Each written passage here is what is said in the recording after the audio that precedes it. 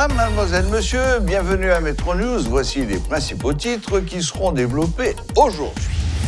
Plus de 54 caisses de munitions contenant près de 100 000 cartouches de divers calibres ont été saisies à la douane de Port-de-Paix le week-end dernier. L'information a été confirmée par la police. Tous les passeports datant de janvier 2020 sont désormais équipés de puces électroniques. L'annonce en a été faite par le ministre de l'Intérieur et des collectivités territoriales, Liste Kittel.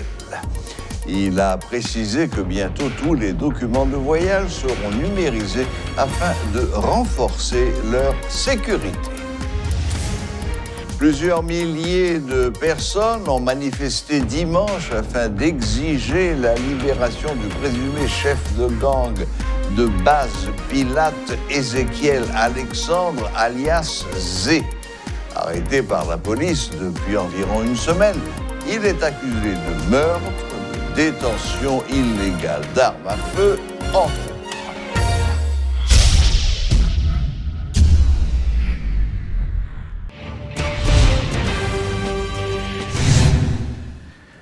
La police nationale a saisi le week-end dernier à la douane de Port-de-Paix plus de 54 caisses de munitions contenant près de 100 000 cartouches de divers calibres, confirme le porte-parole de la PNH.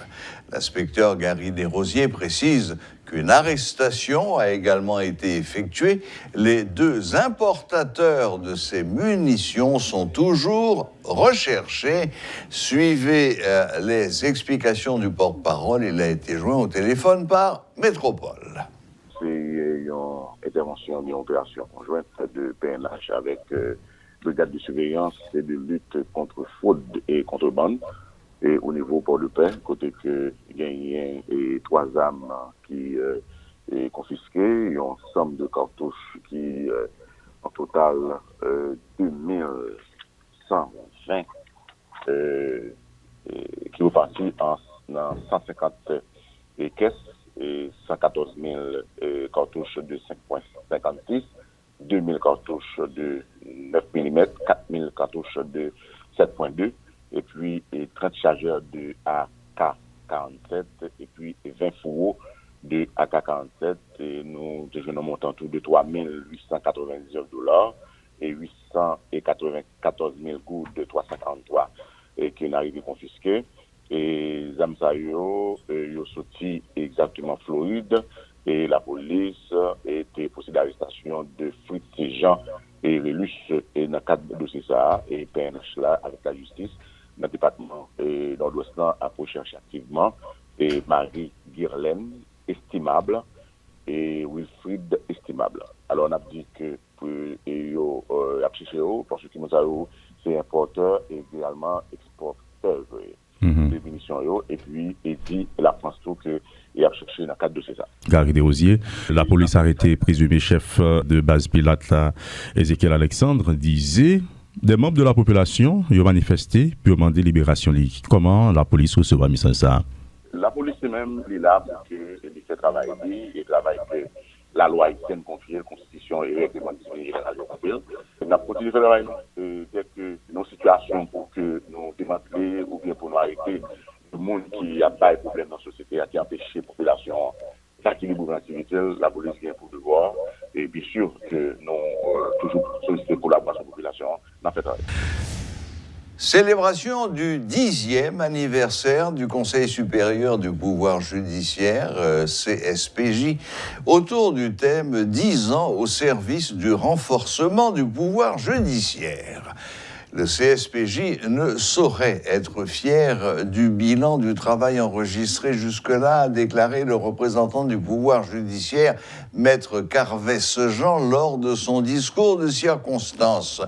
La stabilité politique et la crise sécuritaire auxquelles le pays fait face ne sont pas sans incidence sur le faible rendement de ce pouvoir, selon des responsables.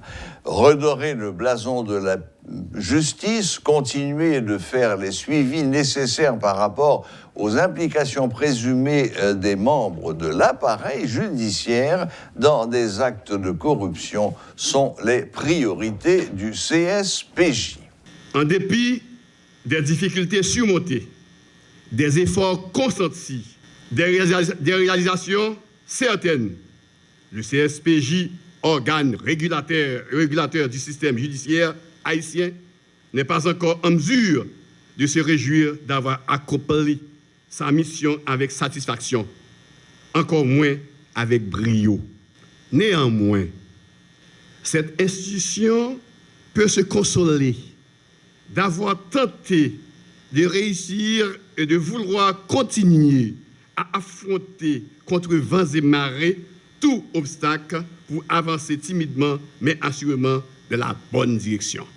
En dépit des contraintes et des difficultés de toutes sortes, le CSPJ a œuvré encore inlassablement à l'amélioration du fonctionnement des cours et des tribunaux à l'échelle nationale, notamment en sanctionnant des juges après des enquêtes minutieusement menées, en redressant même modestement la situation du personnel judiciaire.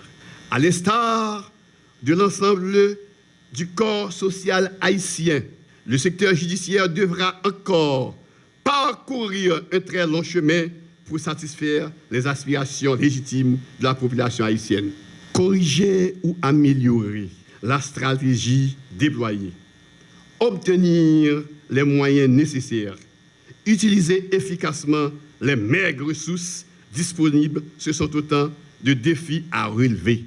Au regard des attributions que lui confère l'article 20 de la loi du 13 novembre 2007, créant le CSPJ, sa direction de l'inspection judiciaire est chargée d'assurer la matérialisation du processus de certification des magistrats.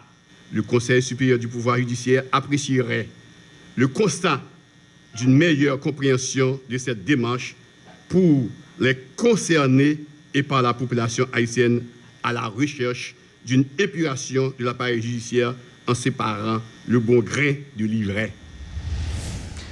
La justice haïtienne est contrôlée par le pouvoir politique et économique de l'avis du juge Sonnel Jean-François, soulignant ainsi que, de ce fait, certaines personnalités et hauts fonctionnaires de l'État sont intouchables.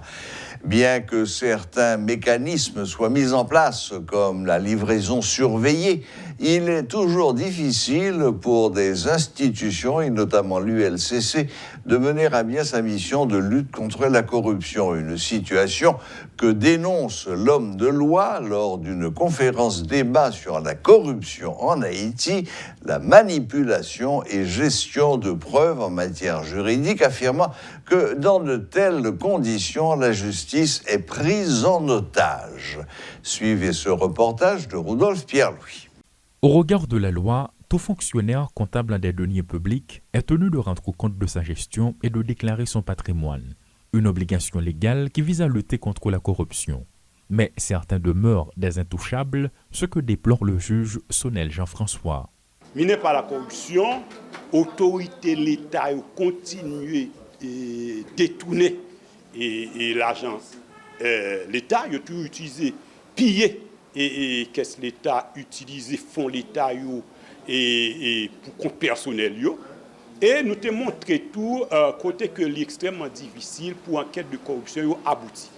Et non seulement à cause du fait que nous manquons des magistrats experts en matière d'investigation financière, mais tout à cause du fait que l'enquête de corruption est complexe. L'enquête de corruption est très complexe.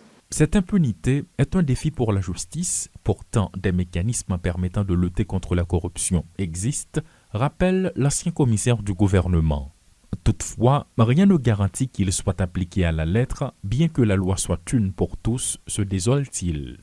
Par exemple, parler de livraison surveillée, côté que lui permettent que vous arrêtez et pour savoir flagrant délit et pour des faits de corruption. Nous te parlé de enregistrement téléphonique, nous parler de levée secret bancaire, nous parler de toute une série de dispositions que le législateur a mis en place pour permettre que enquêteurs aboutissent et contourner les difficultés qui sont inhérentes aux infractions de corruption. En dépit des lois créant le CREF et l'ULCC et quelques textes sur la prévention de la corruption ou le blanchiment des capitaux, le pays est gangréné par ce fléau, rappelle le juge. C'est Ratkaï Cap Mangé Païkaï, a-t-il souligné. Ça veut dire qu'on série de monde qui pas aller la justice nous utilisons un système de deux poids et deux mesures. On série de monde qui pas qu'à présenter devant la justice à cause de pouvoir politique, à cause de pouvoir économique. Des institutions étatiques sont là, leurs missions sont bien définies, mais certaines contraintes les empêchent d'avancer, explique Sonel Jean-François, qui salue particulièrement les efforts de l'ULCC tout en remettant en question certains faits. Nous avons une justice qui est défaillante, nous avons une justice qui est soumise au pouvoir économique, au pouvoir de l'argent, et une justice qui est soumise tout au pouvoir politique. Nous rendons compte que le système de justice noir est très très faible. Le système de justice noir ne pas permettre que vous appréhendez les gens pour mettre derrière les barreaux. Voilà ce qui explique, dit-il, pourquoi le pouvoir judiciaire est dans une passe difficile. Qu'il s'agisse du tribunal de première instance de Port-au-Prince ou de l'ULCC, dès qu'il est question de rendre compte ou de transparence, la capacité de l'État est mise en doute. L'ULCC pas de moyens pour poursuivre les grands fonctionnaires pour des faits de corruption. Parce que le directeur général de l'ULCC, lui-même, il n'a pas de mandat. Le directeur général de l'ULCC, s'il t'a mis dans tête pour poursuivre ces grosses autorités, il a pas dit possible. Dans le cadre d'une conférence débat sur la manipulation et la gestion de preuves en matière juridique, l'ex-commissaire du gouvernement, Sonel Jean-François, a fait toutes ces déclarations. Un document sera produit pour enfin être acheminé aux autorités étatiques. Paul Léel et Rudolf Pierre-Louis pour Télémétropole.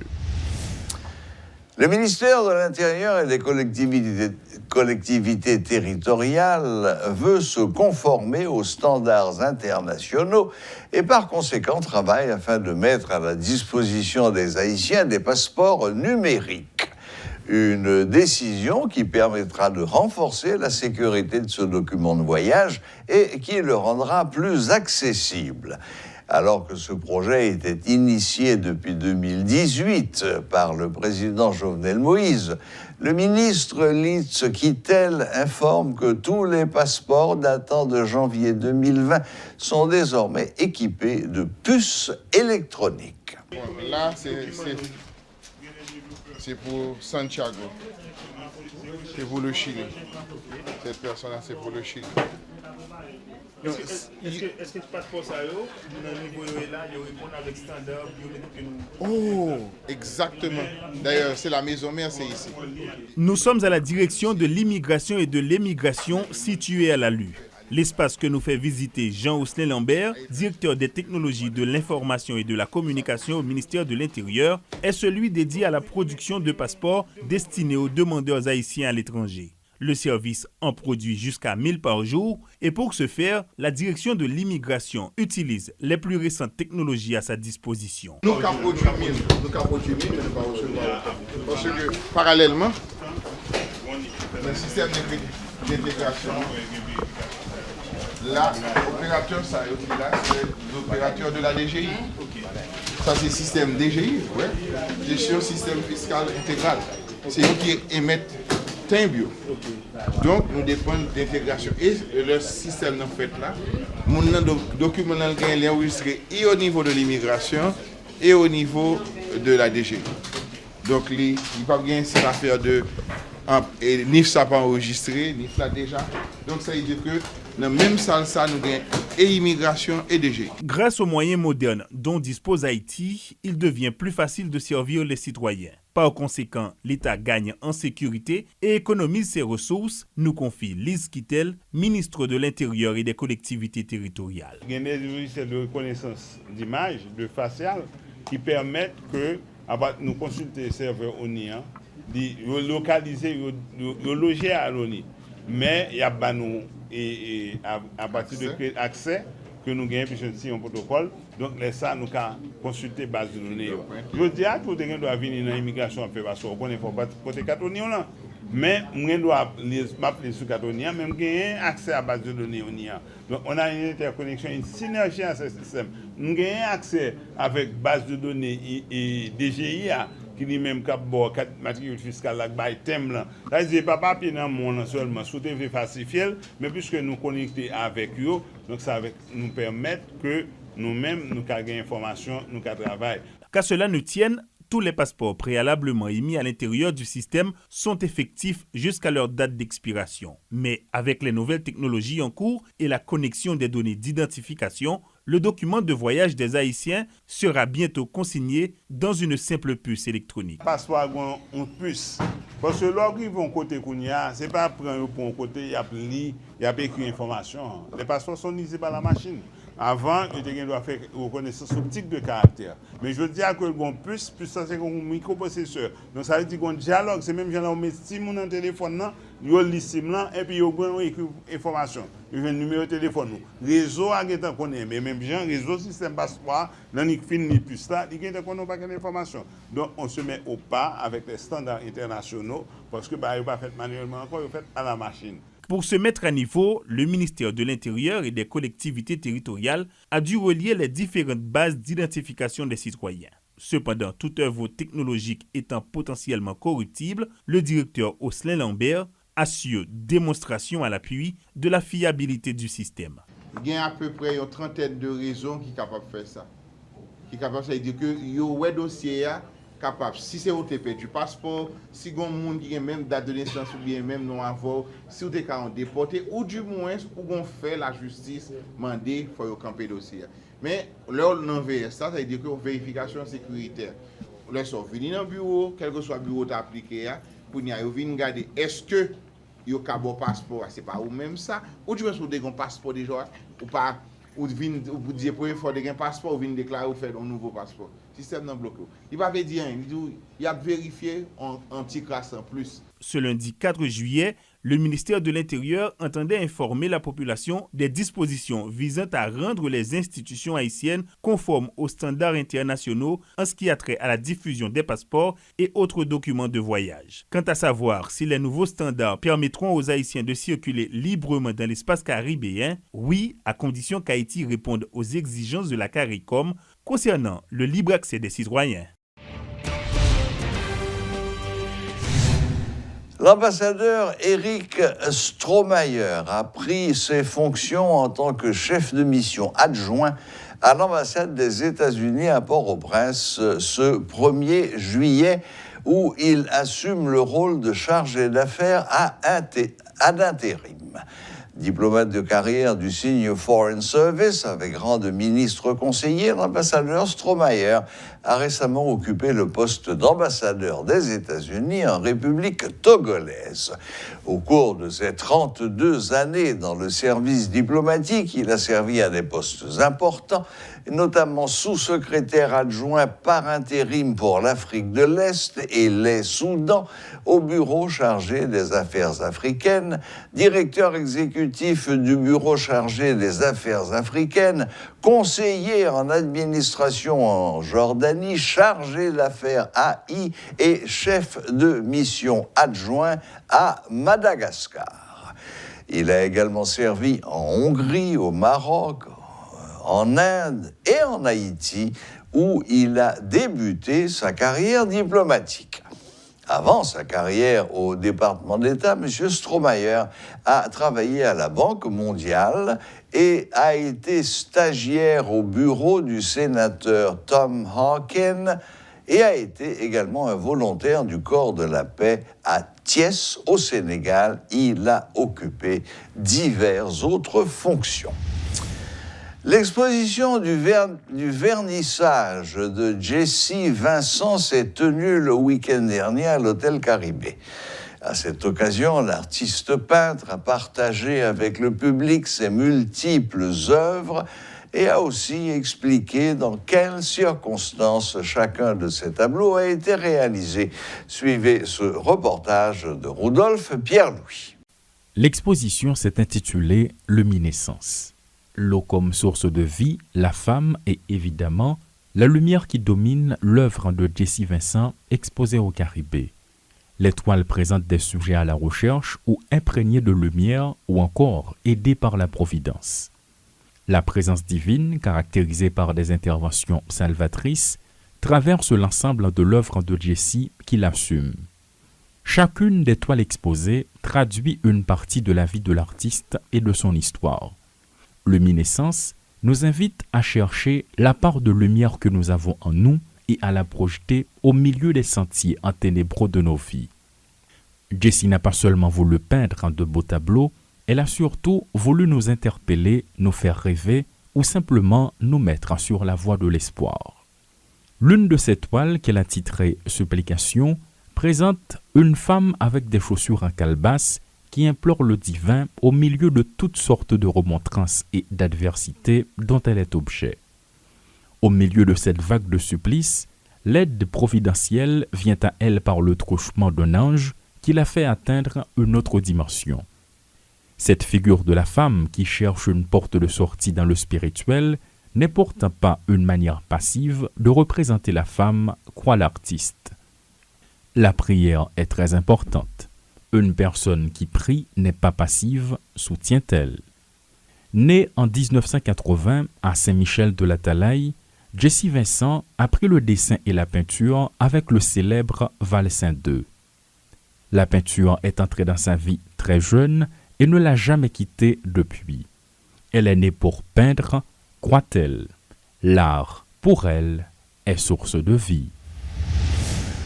Voilà, la boucle est bouclée. Merci de nous rester fidèles. Très bonne semaine à toutes et à tous et à la prochaine, même heure, même chaîne.